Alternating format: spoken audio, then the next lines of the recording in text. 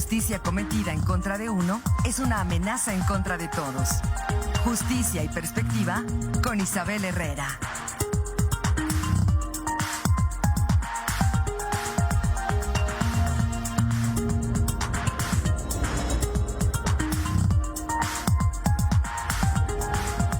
Son las 7 de la mañana ya con 51 minutos. Es miércoles y es momento de escuchar la siempre oportuna participación de la licenciada Isabel Herrera, a quien me da gusto saludar en esta mañana.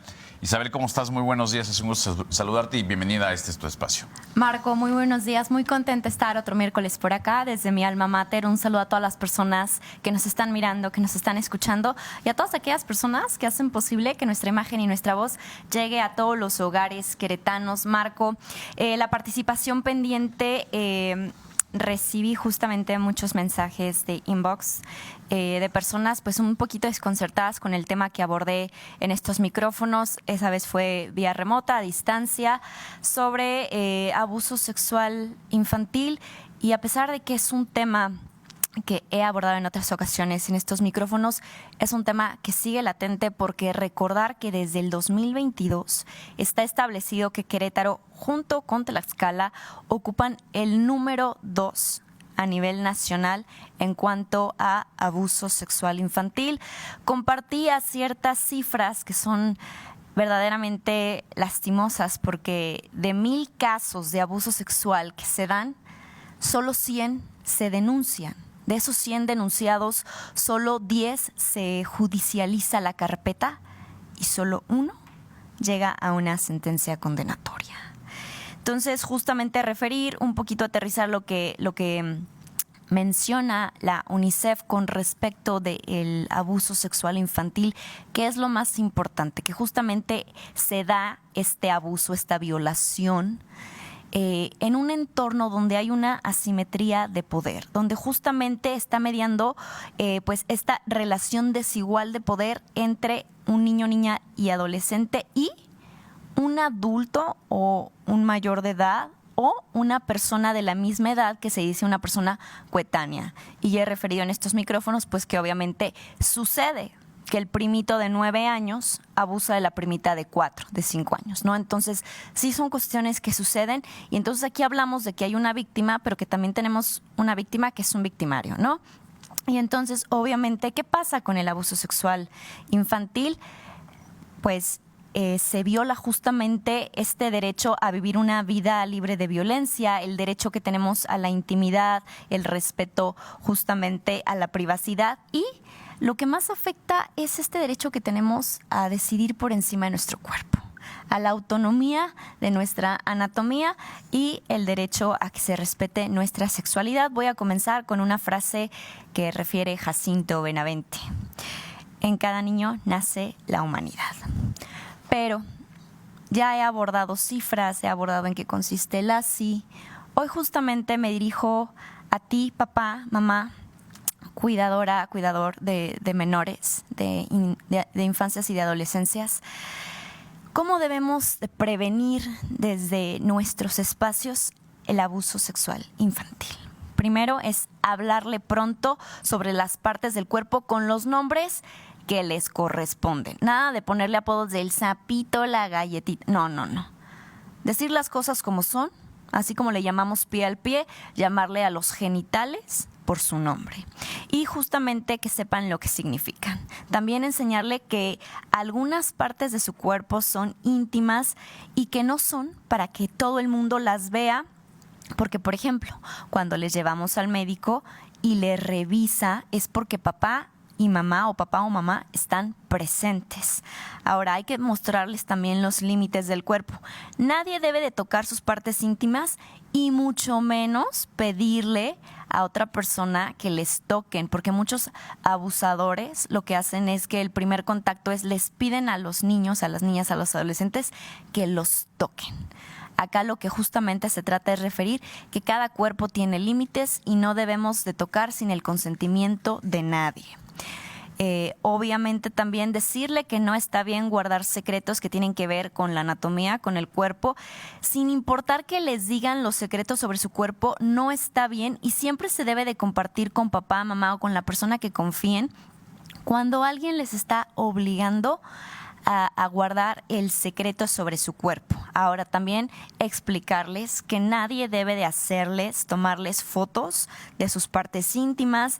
Y algo bien importante, hay que enseñarle a nuestras niñas y a nuestros niños a que no tengan pena de salir de situaciones incómodas y a cómo justamente salir de situaciones incómodas, que hay que hacerles entender que está bien que señalen límites, que le digan que no a un adulto o que le pidan a un adulto que se retire cuando éste les está incomodando por algo que está aconteciendo. Hay que enseñarle a nuestros niños a no tener pena, porque muchas veces no actúan desde la pena, porque ay, tú tienes que respetar a los adultos. No, en cuanto un niño o niña se sepa intimidado, incomodado o que se siente en peligro, hay que enseñarles a que deben de dejar la pena de lado, marcar límites, decir no, porque el no es una oración completa, no solo es una palabra.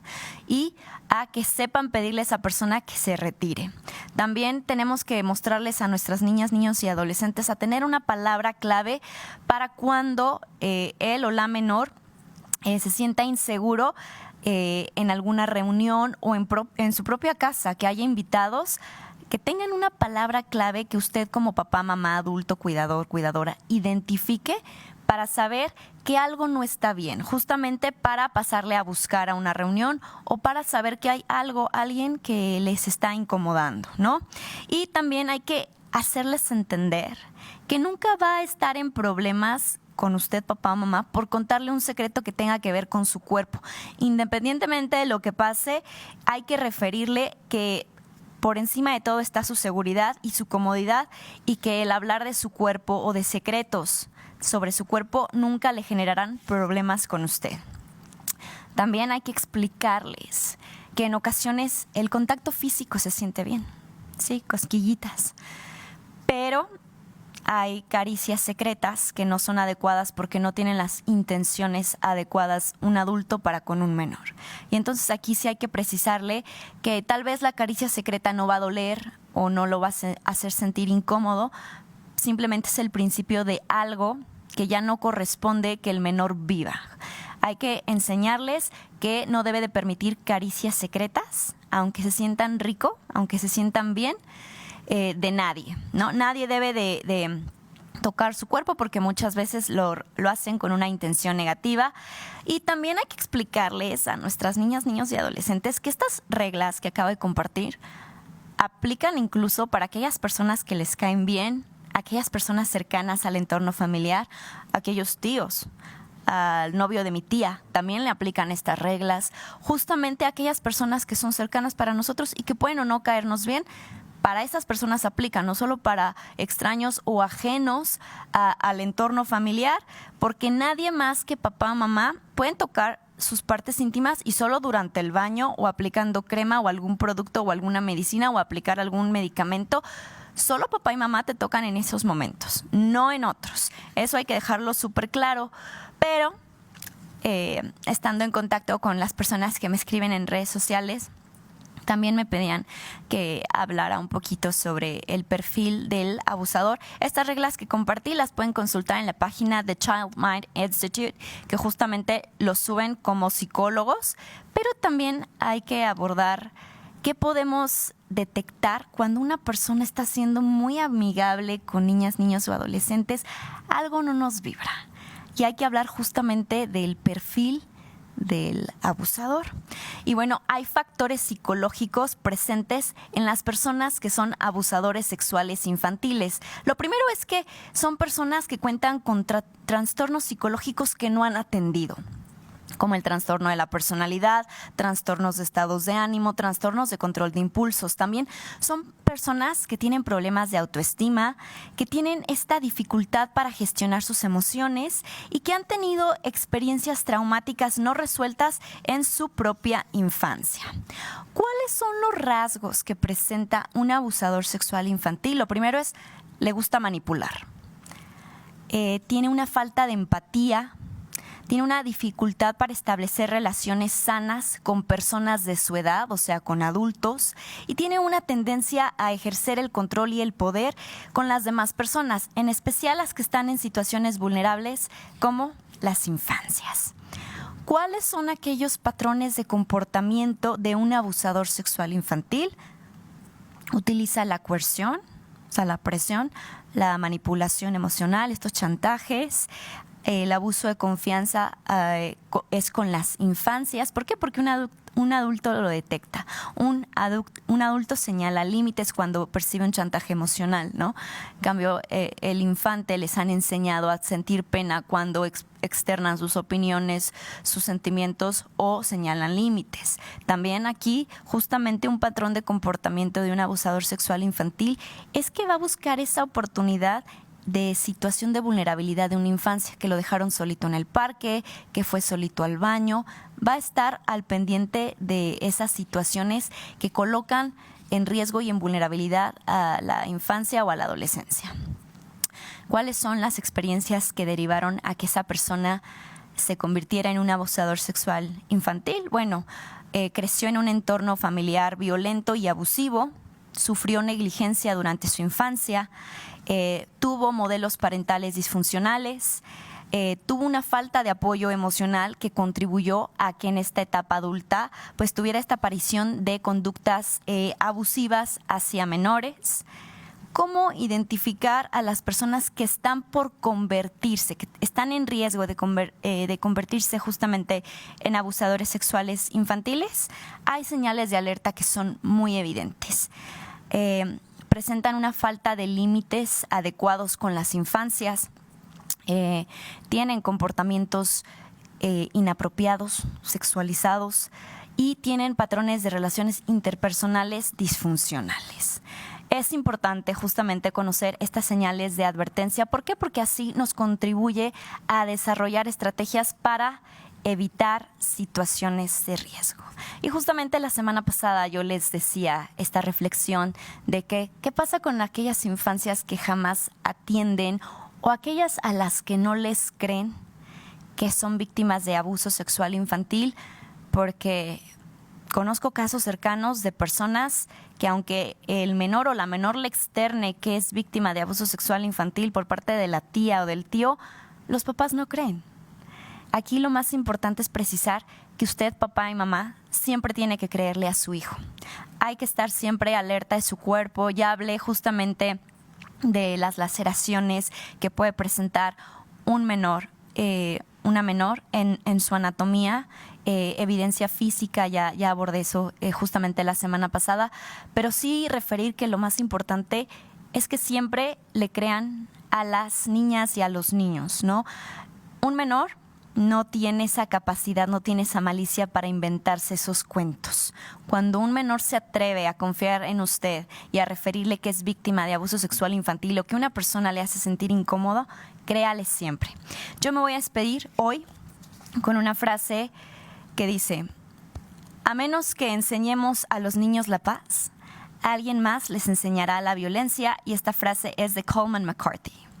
Con eso me despido, Marco. Te escuchaba, Isabel, y pensaba justamente lo oportuno y la necesidad de que este mensaje se replique las veces que sea necesario para que llegue al mayor número de personas. El conocer cuál es el perfil de un abusador, cuáles son esas notas características de una persona agresora de infancias y la necesidad constante de normalizar la escucha y el habla con nuestras infancias. Sí, porque infortunadamente, Marco, muchas veces criamos y nosotros fuimos criados bajo este patrón de la vergüenza, ¿no?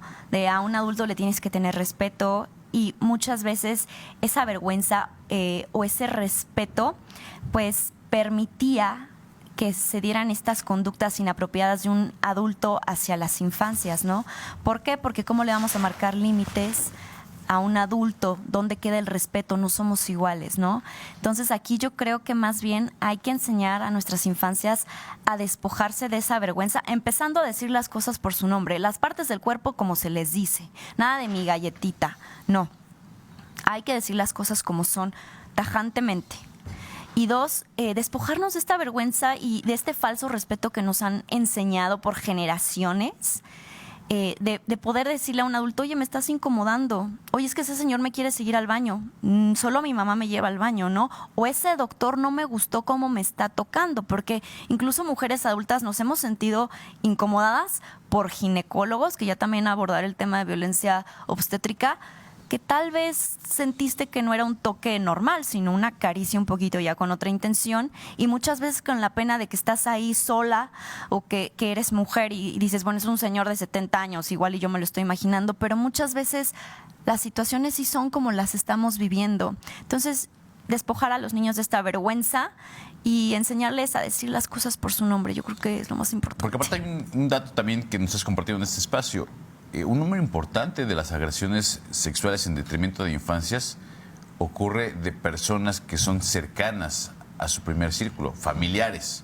8 de 10 casos, el agresor, el perpetrador está en el entorno familiar, infortunadamente. Entonces, Querétaro se ostenta siempre como este lugar donde vive la familia, donde somos pro vida, donde somos mochos y timoratos. Y yo me pregunto, ¿qué está pasando en nuestras familias queretanas? ¿Qué estamos permitiendo? Que hoy estamos en el número 2 a nivel nacional de abuso sexual infantil y lo pueden consultar. Entonces, por algo Corazones Mágicos tiene lista de espera para que atiendan a nuestros menores que son víctimas de abuso sexual infantil. O sea, si siempre tú vas a denunciar y te mandan a Corazones Mágicos, estás en una lista de espera de 3 meses para que haya dictámenes periciales y atiendan a tu niño o niña. Entonces, son situaciones que llaman la atención y que están pasando en el estado, no están pasando en Zacatecas, en Houston, Texas, están pasando aquí en Querétaro. Tenemos el número 2 a nivel nacional de abuso sexual infantil. Las cifras son trágicas. Lo dijimos la semana pasada. En una escuela entró una persona a prestar un servicio, una escuela primaria, y hubo un abuso sexual infantil. ¿Qué está pasando? ¿Qué estamos normalizando? ¿Qué no estamos viendo papás y mamás con nuestras infancias? Entonces, pues hablaremos de este tema las veces que sea necesario. Claro. Y dar talleres y seguirnos sensibilizando, porque yo todavía tengo clientes, papás, que muestran resistencia a creerle a los niños y que me dicen, licenciada, mejor paguemos el peritaje por fuera por si está mintiendo para no quedar mal ante el juez. ¿Qué tal que yo quedo como mentiroso? Totalmente de acuerdo, Isabel. Situaciones que se tienen que abordar y bueno, eso es todo, Marco. Finalmente, si nos puedes, por favor, ayudar a reiterar las fuentes de donde puede la ciudadanía, la audiencia, consultar los perfiles que nos acabas de compartir. Claro que sí. Estos perfiles los tomé de UNICEF, el perfil psicológico del abusador, y las reglas que tienen que seguir para con sus hijos están en Child Mind Institute, en la página de internet, o sea, lo pueden consultar ahí. Y justamente son estos tips para, pues, hablar con nuestros niños, con nuestras niñas, lo más importante. Muchas gracias, como siempre, Isabel. Nos vemos la próxima semana. Claro que sí, Marco. Hasta entonces. Vamos a una pausa y regresamos con más.